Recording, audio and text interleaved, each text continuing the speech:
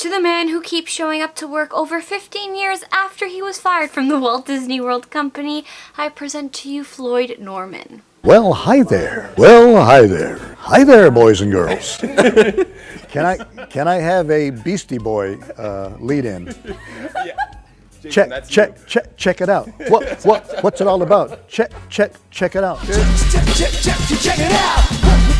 What's it all about? Hey everyone, my name is Alessa. Welcome back to That Disney Girl, and if you're new to the channel, what's up? I'm glad to have you here. And this week, in spite of everything that's going on, I decided that I wanted to highlight a Black Imagineer and creator, and right away I thought about Floyd Norman. I watched his documentary back in 2016 called Floyd Norman: An Animated Life, and it was amazing, and he seemed like such an interesting and cool dude, and he did so much for the Walt Disney World Company and all of the original animated stories that we got to grow up with. And I mean, how can you tell somebody's life in a short little YouTube video? You really can't, so I do urge you to check out his book, check out the documentary, look him up after this. I'll put all of the resources down below. But for now, we're gonna give a quick introduction to the man that helped create so many of the films we know and love today. So before we jump into his kind of story, I just figured I would throw out a bunch of the films he was actually involved in helping with in the Disney and Pixar world, just so you kind of get a sense of how much work Floyd did and what projects you may recognize his work from. Okay, so he started with Sleeping Beauty, he did Sword in the Stones, helped with Mary Poppins, The Jungle Book, Robin Hood, Hunchback of Notre Dame, Mulan, Toy Story 2, The Tigger Movie, Dinosaur, Monsters Inc., Cinderella 2, and the list goes literally on and on. He continued to help freelancing after he wasn't officially working with the Disney company anymore. We'll talk about all of that after. He's even helped on Big Hero 6, but again, this was just kind of to associate you with all of the amazing work he's done, and that's just talking Disney.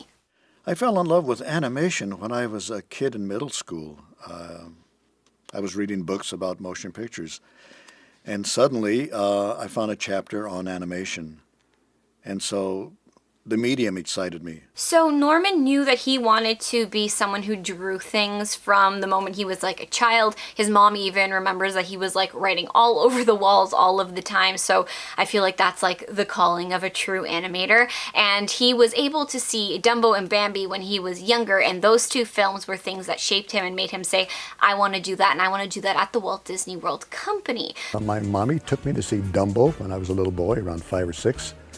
I looked at the magic drawings up on the screen and I said, that's what I want to do when I grow up. So I guess his kind of like first big break, he was an assistant to Bill Wagen, I think that's how you say his name, and he actually had a hand in creating and drawing a few of the Archie comics. But like I said earlier, Norman knew he wanted to work for Disney, and in terms of being a Black animator, he mentioned that there was this kind of perception that there weren't room for people of color to have these jobs, and that's kind of why he was saying he thinks a lot of people of color didn't even apply to these jobs, because it was just kind of like, you're not even going to get the chance to do it, so why even bother taking the time to apply? But of course, in true Norman fashion, he looked past all of that, because facts were facts. If you're good enough, you should be able to get the job, and that's why he decided to apply to the company. So we're gonna break down how he got the job in a quick second, but of course, after 2 rounds of trying, Floyd Norman was hired by Walt Disney, and he actually mentioned that there were people of all different races. He said that they were all just a bunch of kids coming from different parts of the world, different backgrounds, and they never saw themselves as trailblazers. They just saw themselves as a bunch of kids really wanting to work in the animation industry, especially at Walt Disney World. I mean, there's nobody there with an agenda who says, I'm going to keep this kid from making it, you know? I'm going to stop this guy from being an animator because I don't like him. Or I'm going to stop this young woman from being a director. I think it's yourself. You know, you can go as far as you want to go. And he said the one thing that Walt cared about was talent. Can you do the job? Yes, then you can be hired, which ties in perfectly with the kind of mentality, like I said, that I've found him to have, which is things that are based in fact. Like I said, if you're talented, you're good enough to do the job, you can do it. The key thing I try to pass on to students is to follow their dreams. You know, if you're passionate about something, then do it. And for Floyd, he never kind of looked at his skin color as something that could deter him from that. And so when I came to Disney, even though it was the 1950s, and a lot of things hadn't changed, and a lot of old attitudes were still in place, I was never aware of any body or, you know, any kind of racism or anything of that sort at the Disney studio. Walt really didn't care who or what you were. He cared about your talent and ability. So even when I came to the studio in the 1950s, people said, well, weren't you concerned about being the only black artist in the studio? I never even thought about it. I didn't think of myself as being the only black artist. I thought of myself as being another young artist at Disney with a whole bunch of other young artists who were just trying to make it. I do think that this strong personality that Floyd has kind of is something that attests to his upbringing. He grew up in Hanna-Barbera, which is a place that he said sheltered him from a lot of the racism that was going on in the world. He was able to get good schooling, he was able to go see theater shows, which clearly was something that worked out very well for him because he was always able to judge his talent by his merit and not think that his skin color was something that could hinder him from doing anything. So how did he get the job at Disney? I mean, like, we all want to know, how do you work for Disney? So when he was younger and he told his parents that he wanted to be an animator, his dad said, you better have a backup plan because you are likely going to fail. And then Floyd's response was that he did not plan on failing, which is ironic because that is exactly what he did the first time that he was applying for Disney. So he applied to Disney, he was having his interview, showed them his portfolio, and you have to audition when you're an animator to work for Disney. And you basically have to do something called the pencil test, and that's basically like you're creating your own animation. I remember coming to Disney my first year and trying to do an animation test, which was horrid. I'm still embarrassed today when I think about it. It was so bad. And this is something that a lot of the greats at Disney had to endure.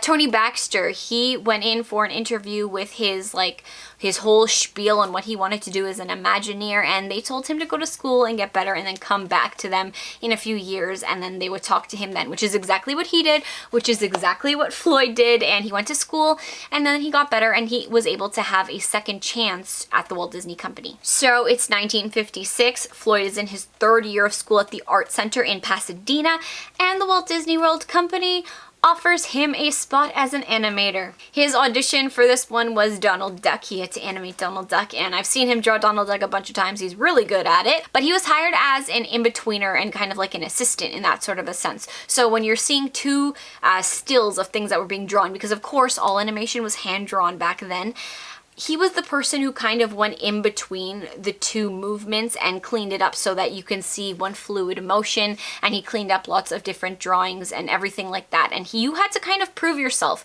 for a very long time before you were actually hired. It was kind of like you were doing a test, so that's what he was doing. But then he eventually got his own office and he was a professional in-betweener. And you can imagine how excited he must have been to finally be able to work at the Walt Disney Company and then explore the grounds that all of these amazing animations were created on. When you ask him what it was like to enter for the first time, he compares it to being like Alice in Wonderland. And for a kid like me, newly arrived from Hanna-Barbera, coming into the Disney studios was the most magical place I have ever seen in my entire life. And on his website, he often writes blogs talking about his times in the studios, and something that I wanted to point out just because I literally had no idea that this was a thing, but there was something called the Walt Disney Penthouse, and this was going to be on the Walt Disney studio lot. And basically what it was like on the 4th floor there was a bar, a restaurant, a gym. It was like super luxurious, high class, and then there was like this little balcony that you could go outside on, and apparently all the dudes used to tan butt naked on there. So I thought that was pretty hilarious. And what was even more hilarious was the reason that this all stopped and there were no more bare bums on Disney property was because there was a St. Joseph's Hospital built next to the studio, right overlooking this little veranda area, and apparently the nuns were getting a bit too much of a glimpse when they looked out the window, so they had to X all of that situation. So just the way that Floyd explained that, I thought that that was really funny. But like I said, he loved being at Disney World. He felt that they looked at people for what they can do. He was never aware of racism at Disney. They didn't care who you were. What they cared about was talent. And because of that, he didn't see himself as the first black artist. He saw himself as another artist just trying to make it. And of course, he probably felt so great because apparently whenever Walt Disney would walk by Norman on the lot, he would just say, "Hiya, kid." Imagine Walt Disney, like you have a memory of Walt just looking at you and saying, "Hiya, kid." Like, oh, chills. The thing that was so amazing about Walt Disney was he was an extraordinary person, but it was very ordinary, very down to earth. And I think that's why he's so successful, because he identified with the common man.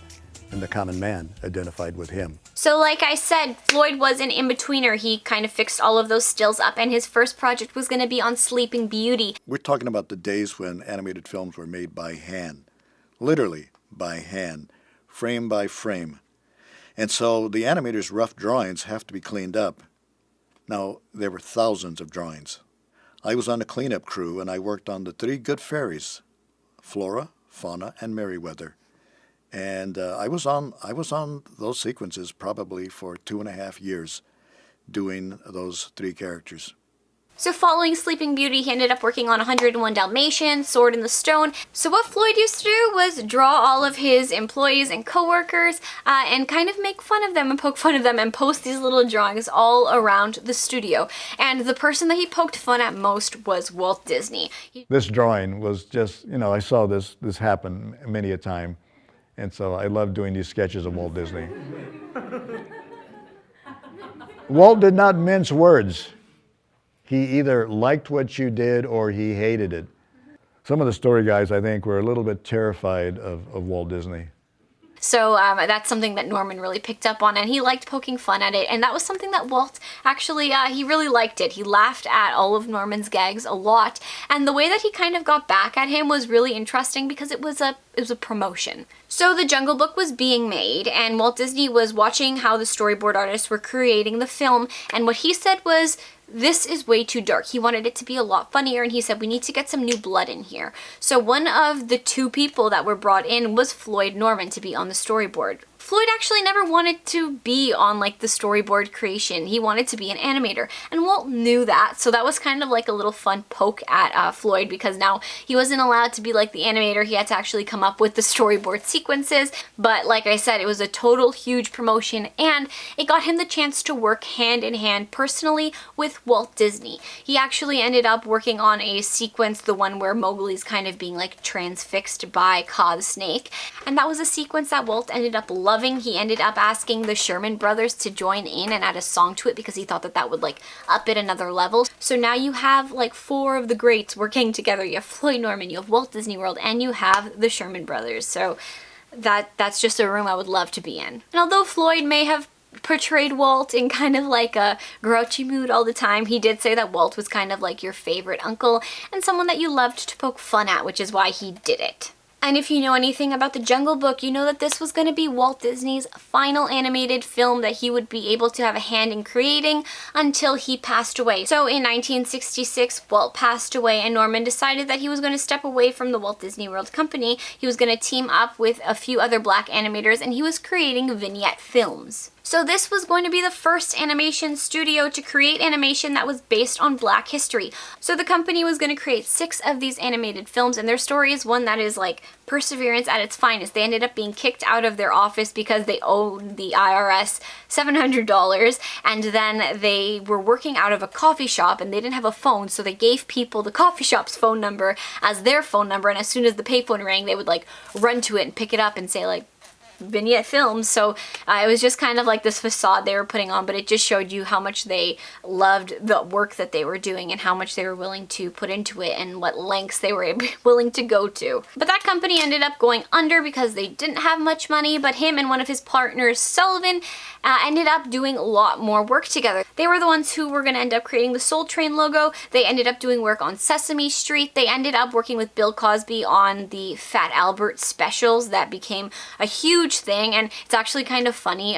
Norman said that Bill Cosby is someone who was very arrogant and he didn't like working with him. So again, Norman likes to speak his mind, and he's not gonna like sugarcoat the truth from you. This is what he thinks, and that's what he said. In 1999, Norman and Sullivan are gonna create a multicultural internet site called AfroKids.com. It's designed to present a variety of African American images to children, and that's a site that of course still exists today, and a site that Norman still has a hand in today. So if you want to check that out, you can do that as well. Okay, but it is 1970. Floyd is ready to go back to Disney. So he does, and he is going to be working on Bed Knobs and Broomsticks, and then he is set to work on Robin Hood, which he started working on, and at this time he's about 37, 38 years old.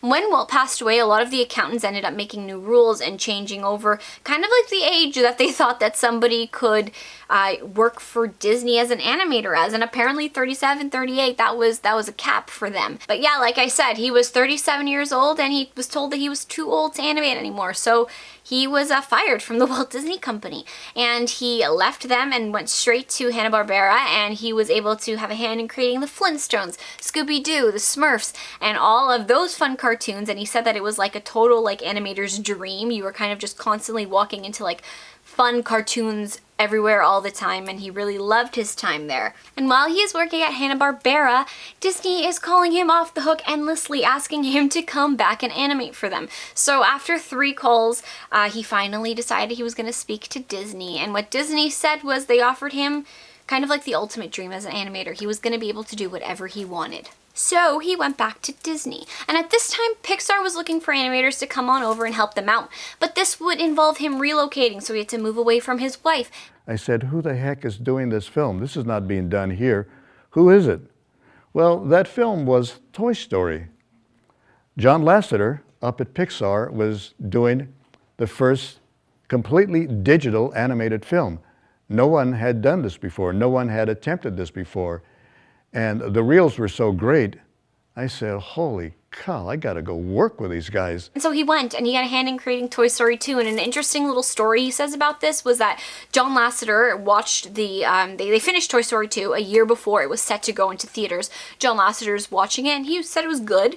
Disney gave it the okay. John said it was good, but he thinks it could be better. So they ended up having to go back to the drawing board, and within a year basically recreate a whole film, because he said like once there was a deadline for the when like a movie was supposed to drop, you couldn't really push that, so you had to make it work in the time you were given.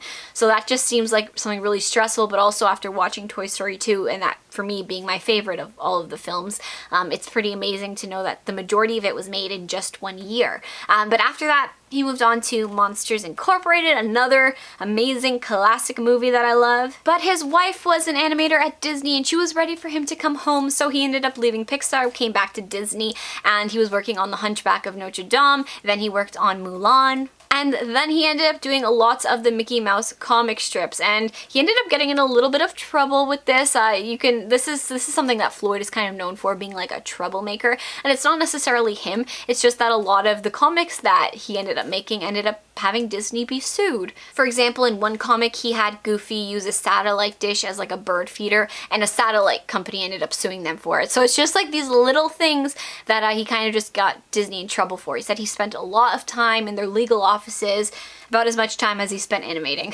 That guy's a bad guy. He's a troublemaker. Don't hire him. Hi there. But it's all of these kind of little jabs that's the things that like make up Floyd and make him so iconic and funny. The way that he made fun of Walt. He did this to Eisner too when Eisner was there. He made lots of little like pictures that would make fun of him. And probably one of my favorite gags that he did was about Tarzan. You could take a look at it, but he just kind of really calls out the fact that the skin tones do not match the location of the film. And like he said, he did not see himself as a trailblazer, but by calling Disney out on these things, to me it kind of seems like he was. And he did it with comedy, which is why Disney probably never gave him too much of a hard time about it. So props to you, Floyd. But now he is 65 years old, and Disney is coming at him again saying, you need to retire. And he gets fired once again for being too old to animate. And he said when you're creative and you're an animator, you never like hang up your hat. You don't retire. He was saying they don't want to travel the world, they want to continue to work. He was someone that, like, when he went on his vacations, he said he missed the office. He literally missed working when he was relaxing, because that was his pride and joy and the thing that made him most happy in life. So he didn't want to go home, and he decided he wasn't going to. And this is probably like, once again, you're going for this dude who just does what he wants, says what he wants. His wife was still animating at Disney, so he would drive her to work, but he wouldn't turn around and go home. He would also enter the studio. He literally would find an empty desk, and he'd put his stuff there, and he'd say like, this is my desk and I'm working here, and he would claim the desk and nobody would kick him out. So he ended up working for Disney as a freelance artist, not exactly like hired by the company, but he worked with them often, and he did go into work every day even if he wasn't necessarily working on a project. So that's Floyd for you. He literally had people in the office coin the term Floydering because that is what he did. He kind of like loitered around the studio and he was Floydering, not loitering, Floydering. And like I said, even though he wasn't supposed to be there, they loved him. When he was 80, Disney threw him a huge surprise birthday party. Eisner wrote a card to him and like Floyd actually thought that Eisner hated him, so this was a big surprise. Iger wrote a little thing for him. They were able to get Scarlett Johansson to FaceTime him or like video chat him, and she sang Happy Birthday Marilyn Monroe style, so like that's amazing. So Floyd has had his hand on a number of books. Two that I want to highlight are going to be his autobiographical book called Animated Life, A Lifetime of Tips, Tricks, Techniques, and Stories from a Disney Legend, which is something he literally is. He was given the Disney Legend Award, which is it is the highest award I think you can get at Walt Disney. And the second book being A Kiss Goodnight, which is something he actually wrote with Richard Sherman. Well, it all started with a fellow named Barrett Rakestraw, who came up with a story about Walt Disney's early days when he loved fireworks. It fired his imagination. He created a book about it, and he called it A Kiss Goodnight. And I thought it was a beautiful title, so I wrote a song about it. And when Floyd Norman heard the song, he says, I've got to illustrate this story. So that's how it all started. So like I said, he has the Disney Legend Award, which he got in 2007. He is in the Black Filmmakers Hall of Fame. He has so many other awards that he has achieved and received in his lifetime. So in the end, after all of this and the fact that it's still going because he will not give it up, if you ask Floyd Norman, was he satisfied with his career? The answer is no, because he still wants to be creative. He wants to be involved in more creative projects, which is exactly why he refuses to stop. And that brings us back to why he is still working today. The boy will not quit. So that is a quick SparkNotes version of the life of Floyd Norman. And of course, how do you summarize someone's life, especially a life with so much achievement, in a quick little YouTube video? You can't. So I encourage you, if you want to learn more, watch his documentary, read his books, go on his site, read his blog posts, look at the gags that he's creating on his site. They're all so insightful and fun to learn about. And plus, he's a Disney legend, so why wouldn't you want to learn more? But if there is anything else you want to throw in about Floyd Norman's life, any fun facts that you might know about him, definitely comment them down below. I would really love to get the chance to talk and interview Floyd someday. So Floyd, if you watch this, check your emails because I sent you one. But in the end, I hope you enjoyed the video. If you did, make sure you give it a nice big thumbs up. If you like talking anything Disney, this channel is the one for you. Make sure that you're subscribed to it because I will see you all next Sunday. Okay, bye everyone. That might not even show up because I'm a retiree, so